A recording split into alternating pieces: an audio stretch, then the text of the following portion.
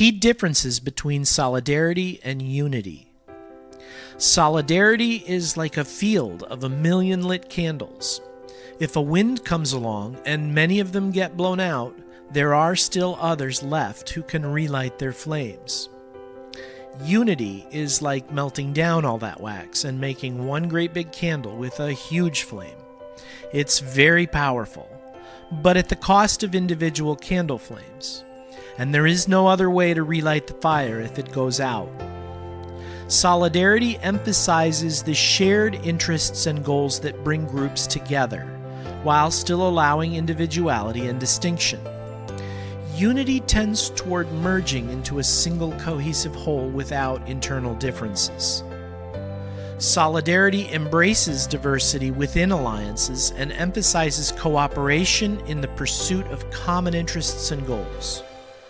In solidarity, diverse groups of people work collectively toward common causes and help each other, but each retains its own identity, belief, and approaches. Unity seeks to blend identities, sometimes at the cost of uniqueness and individuality. Solidarity is an alliance where members support one another from their own platforms. Unity strives for universality by bringing all under one uniform platform or ideology. Solidarity respects diversity while seeking common ground. Unity risks quashing diversity in favor of homogeneity. Losing solidarity means the alliances are lost, but identities remain.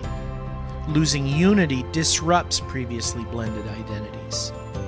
Solidarity is voluntary and respectful of autonomy.